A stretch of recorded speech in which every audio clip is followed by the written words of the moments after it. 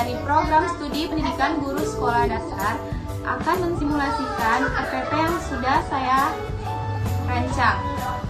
Kelas 5 semester 2 tema 7 yaitu peristiwa dalam kehidupan, dan subtema 1 peristiwa kebangsaan masa penjajahan pada pembelajaran ke-1 yaitu mata pelajaran Bahasa Indonesia, IPA dan IPS yang diampu oleh dosen saya yang bernama Ibu Nurul Fauzia SPD MPD.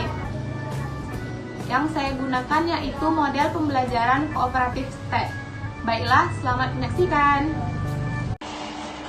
Assalamualaikum. Waalaikumsalam. Baiklah, anak-anak ibu apakah sudah siap belajar? Sudah, Bu.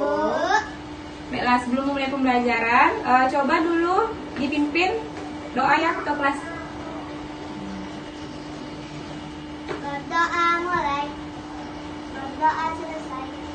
Beri salam. Assalamualaikum warahmatullahi wabarakatuh. Waalaikumsalam warahmatullahi wabarakatuh. Baiklah, sebelumnya ibu akan mengabsen dulu ya. Laras, Iza, Aulia, baiklah, hadir semua. Anak-anak ibu, coba lihat di samping kanan dan kiri meja dan kursinya ada sampah atau tidak? Tidak, Bu. Tidak ada? Baiklah, pertahankan kelas seperti ini ya. Beri aplaus untuk kita semua. Nah, anak-anak ibu, baiklah, sebelum kita memulai pembelajaran, mari kita menyanyikan lagu wajib Indonesia Raya bersama-sama ya, yang dipimpin oleh Hinza.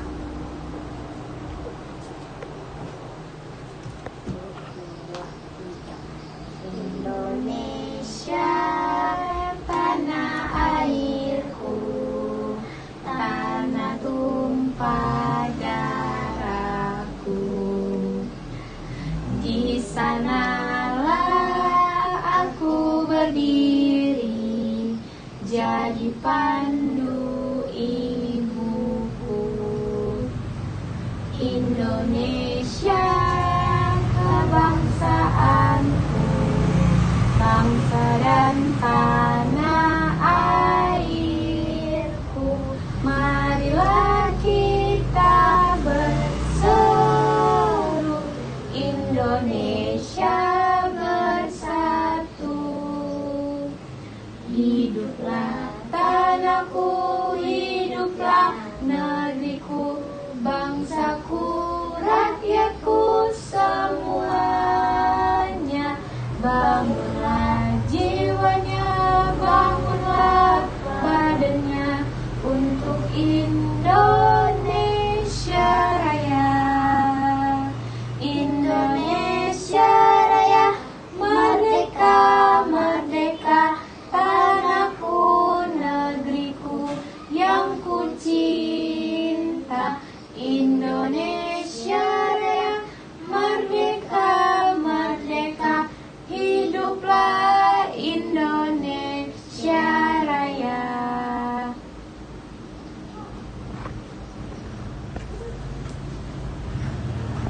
Baiklah, untuk selanjutnya kita mulai pembelajaran pada pagi hari ini. Nah, sebelum mulai pembelajaran pada pagi hari ini, Ibu akan menyampaikan tujuan pembelajaran kita. Yang pertama, dengan membaca teks tentang peristiwa kedatangan bangsa Barat ke Indonesia, siswa dapat mengidentifikasi latar belakang kedatangan bangsa-bangsa Eropa di Indonesia secara benar. Selanjutnya, dengan membuat peta pikiran, siswa dapat menjelaskan peristiwa kedatangan bangsa-bangsa Eropa di Indonesia dengan menggunakan kosakata baku secara tepat. Selanjutnya, dengan berdiskusi tentang ulasan teks, siswa dapat menjelaskan isi dan informasi sebuah teks secara tepat. Nah, selanjutnya dengan melakukan percobaan, siswa dapat menunjukkan perbedaan sifat wujud benda antara benda padat, cair, dan gas. Nah, selanjutnya siswa dapat memberikan contoh terhadap benda cair, padat, dan gas.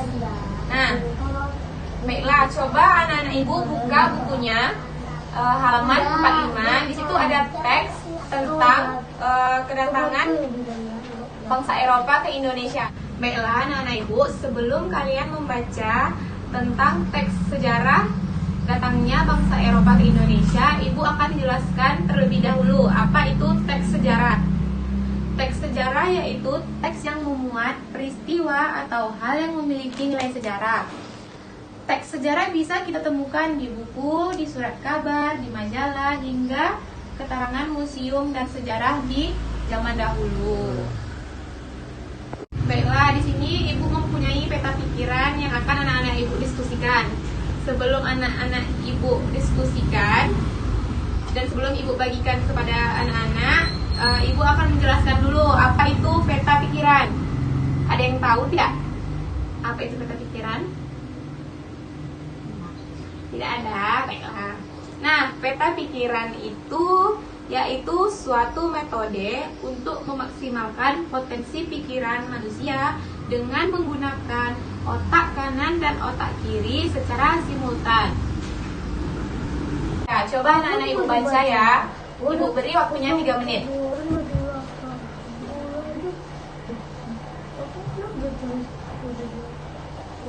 Sudah anak-anak ibu?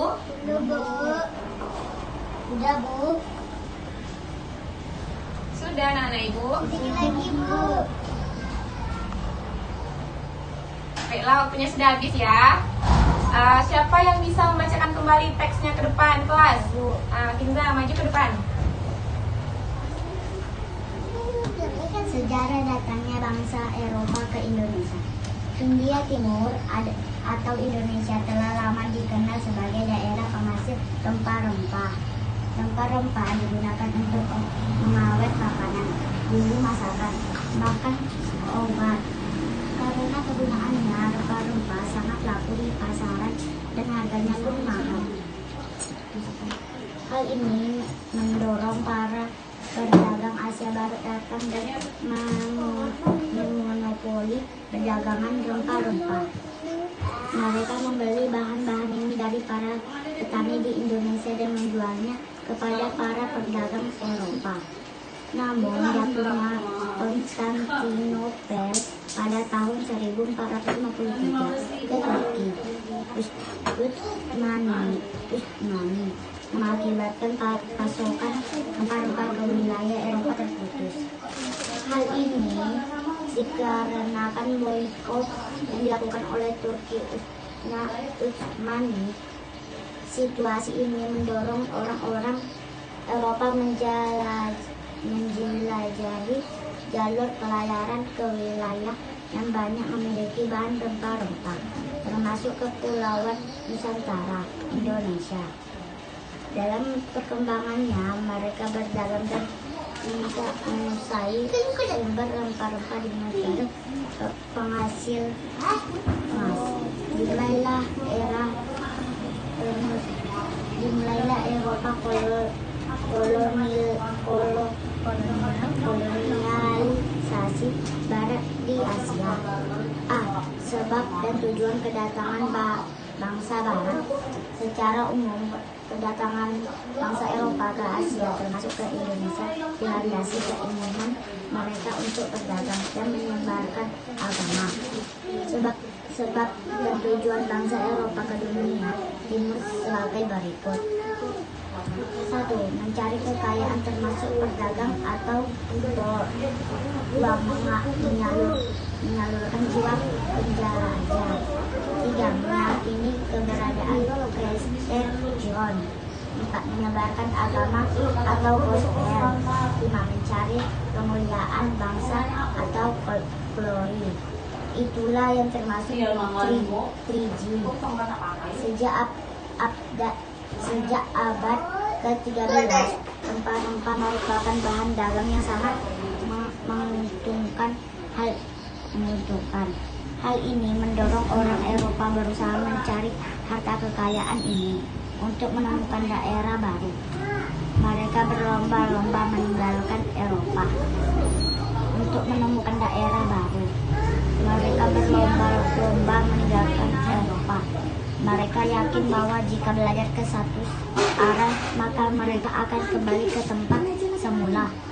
Selain itu, orang Eropa, terutama Portugis dan Spanyol, yakin bahwa di luar Eropa ada Prestor John, kerajaan dan penduduknya beragama Kristen.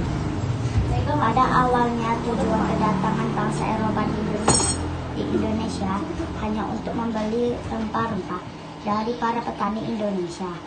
Namun dengan semakin menikmatnya kebutuhan industri di Eropa akan rempah-rempah, mereka mengklaim daerah-daerah yang mereka kunjungi sebagai daerah kekuasaannya. Di tempat ini bangsa Eropa monopoli perdagangan rempah-rempah dan mengeruk kekayaan alam sebanyak mungkin. Dengan monopoli perdagangan rempah-rempah, bangsa Eropa menjadi satu-satunya pembeli bahan-bahan ini. Akibatnya harga bahan-bahan ini pun sangat ditentukan oleh mereka. Untuk memperoleh hak monopoli perdagangan ini, bangsa Eropa tidak jarang melakukan pemaksaan.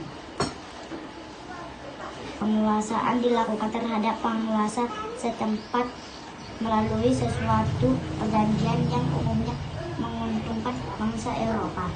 Selain itu, mereka selalu turut berbagai kelompok masyarakat dan kemudian mendukung salah satunya. Dengan cara ini, mereka dengan mudah dapat mempengaruhi pengusaha untuk membagi hak-hak istimewa dan berdagang. Terima kasih untuk Kinzar. Tepuk tangan untuk Kinzar sudah berani ke depan kelas. Nah, setelah temannya membaca tadi teks, coba masing-masing anak-anak ibu kerjakan soal yang ada pada bukunya tentang teks sejarah datangnya bangsa Eropa ke Indonesia tadi. Ibu beri waktu 3 menit ya. Silakan anak ibu kerjakan. 3 menit.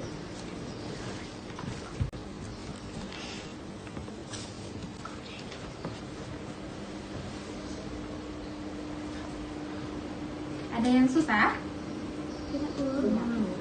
Baca dulu teksnya ya, baru isi jawabannya.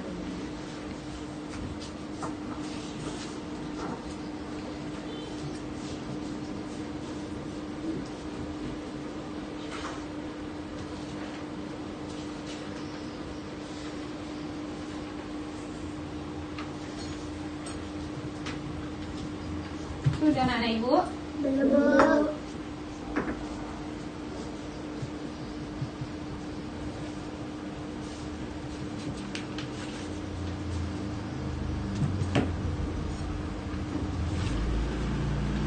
Sudah? Sedikit lagi, Bu.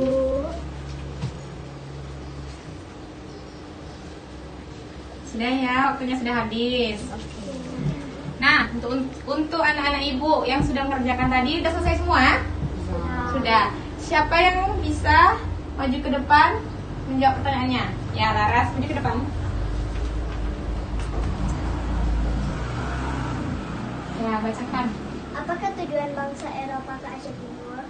Mencari kekayaan termasuk berdagang, menyalurkan jiwa penjelajah, meyakini keberadaan Preston John, menyebarkan agama, mencari kemuliaan bangsa. Apakah tujuan bangsa? Itu tunggu bentar. Sama kah jawabannya? Sama Laras teman-temannya? Nah, sama. Coba nomor 2 lagi lanjutkan. Apakah tujuan bangsa ke Eropa ke Indonesia? Tujuan bangsa Eropa ke Indonesia yaitu untuk membeli rempah-rempah dari petani Indonesia. Sudah? Sama jawabannya? Sama, Bu. Rempah-rempah digunakan untuk mengawetkan makanan, bumbu masakan, bahkan untuk obat. Sudah? Sama? Yang terakhir? Sama. Bagus, dah. Duduk Laras. Nah, selanjutnya di sini Ibu ada peta pikiran berdasarkan teks yang sudah dibaca oleh Kinza tadi. Nah, coba anak-anak ibu diskusikan sama teman-temannya ya. Nih, coba kalian diskusikan. Ibu beri waktunya 3 menit ya. Mencari kekayaan. Gospel menyebarkan agama Nasrani. Glory mencari kekayaan.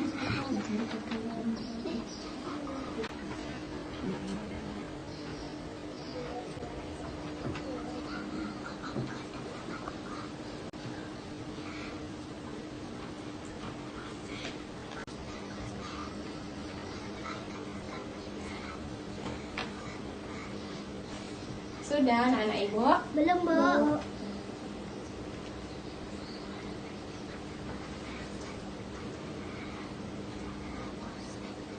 Kalau merasa kesulitan, coba lihat teksnya lagi yang tadi sudah ibu berikan.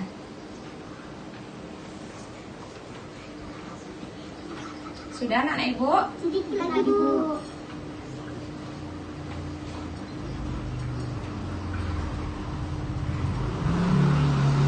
Sudah? Nah, sudah bisa kalau ibu bertanya menjawabnya? Sudah. Nah, tadi di teks yang dibacakan oleh Kinza tentang sejarah kedatangan bangsa Eropa ke Indonesia, itu kan tadi katanya ada sistem yang namanya 3G. Ingat? Ingat. Nah, 3G itu yang pertama tuh yaitu adanya gold. Siapa yang tahu itu? Gold itu apa? Mencari kekayaan. Ya, benar Aulia. Nah, selanjutnya tadi selain gold ada gospel. Apa itu gospel? Menyebarkan agama Nasrani. Ya, benar sekali Laras. Yang terakhir ada glory. Glory ya. Nah, apa? Ada yang tahu? Ayo, Bu.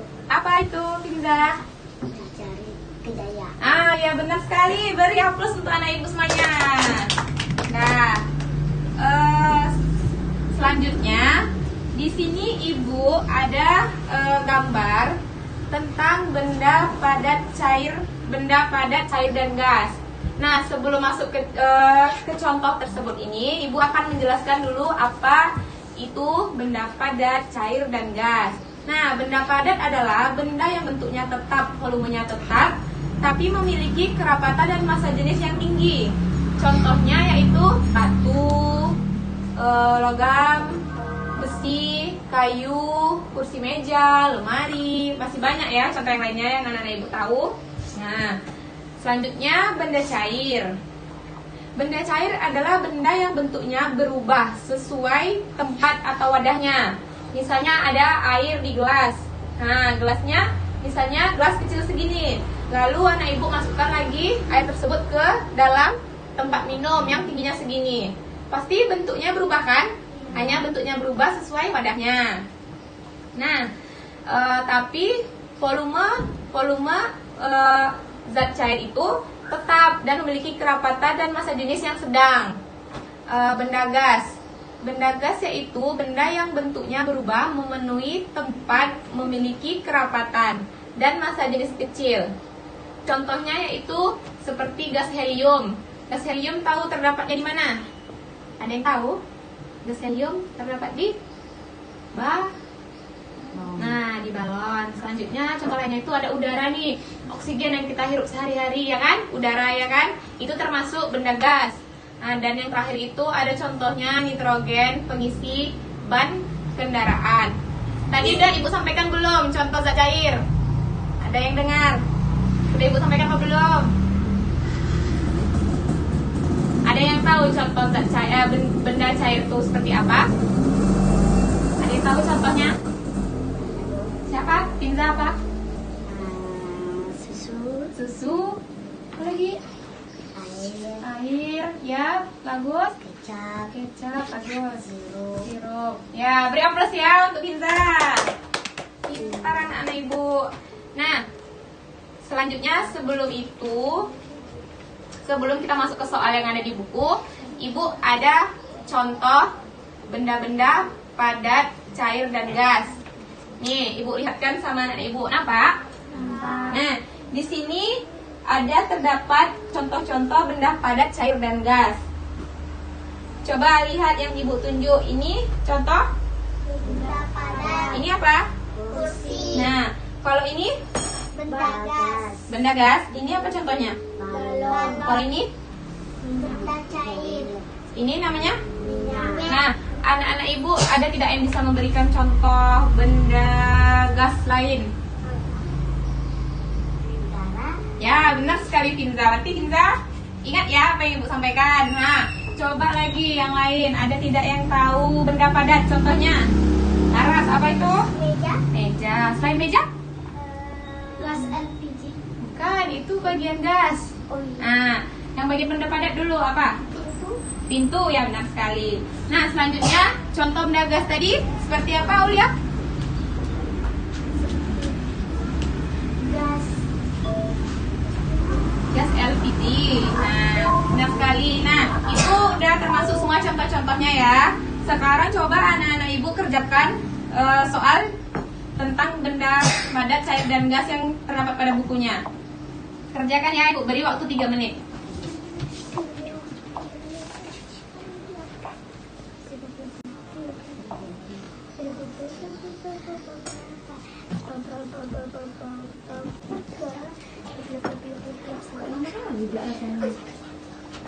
Udah? Belum, Bu. Ada yang sulit? Nah, Udah? dikit lagi, Bu. Sudah ya, waktunya sudah habis. Dah? Nah, anak-anak Ibu siapa yang bisa membaca ke depan? Nih. Aulia, maju ke depan. Coba teman-temannya Finza dan Laras coba lihat jawabannya sama atau tidak dengan Aulia. Coba dikoreksi ya. Tulis pengertian benda cair padat dan gas. Benda cair yaitu benda yang bentuknya berubah sesuai tempat atau wadahnya dan volume tetap. Benda padat yaitu benda yang bentuknya tetap, volume tetap. Benda gas, benda yang bentuknya berubah memenuhi tempat, volume berubah sesuai tempat. Contoh benda padat, cair, dan gas. Itu nomor soal nomor 2 kan? Nomor 1 tadi sama jawabannya? Sama Aulia? Sama? Sama. Lanjutkan nomor 2. Contoh benda padat, cair, dan gas masing-masing. Padat, kursi, meja, pintu, uang logam, besi. Cair, air, minyak, kecap, susu, sirup. Gas, balon udara, tabung oksigen, gas LPG, nitrogen, pengisi ban kendaraan. Benar sama jawabannya nomor 2? Sama, Bu. Ya. Baik, duduk lagi Aulia. Nah, jawabannya sudah sama semuanya? Nah, baiklah. Sebelum menutup pembelajaran, Ibu ada tugas untuk anak-anak Ibu dibawa ke pertemuan selanjutnya ya. Nih, Ibu kasih untuk Laras, Finza, dan Aulia. Nah, sebelum menutup pembelajaran, apakah anak-anak Ibu ada yang tahu kesimpulan pembelajaran kita pada pagi hari ini? Tidak, Bu. Tidak? Tidak. Tidak sama sekali? Tidak. Nah, baiklah. Ibu akan menyimpulkan pembelajaran kita pada pagi hari ini. Teks sejarah yaitu teks yang memuat peristiwa atau hal yang memiliki nilai sejarah. Teks sejarah bisa kita temukan di buku, di surat kabar, di majalah, atau dari kejadian sejarah zaman dahulu. Itu diceritakan orang, ditulis kembali di buku atau novel itu. Nah, peta pikiran yang tadi Ibu jelaskan sudah tahu? Apa itu peta pikiran? Ada yang tahu? Nah, peta pikiran itu yaitu suatu metode untuk memaksimalkan potensi pikiran manusia dengan menggunakan otak kanan dan otak kiri secara simultan. Nah, dan yang terakhir, kita di dalam kehidupan sehari-hari pasti memerlukan benda padat dan gas. Ya, benar sekali. Nah, maka berakhir pula pembelajaran kita pada pagi hari ini. Untuk menutup pembelajaran kita pada pagi hari ini, coba ketua kelasnya pimpin doanya. Berdoa mulai. Berdoa selesai. Bersalam. Assalamualaikum warahmatullahi wabarakatuh. Waalaikumsalam warahmatullahi wabarakatuh.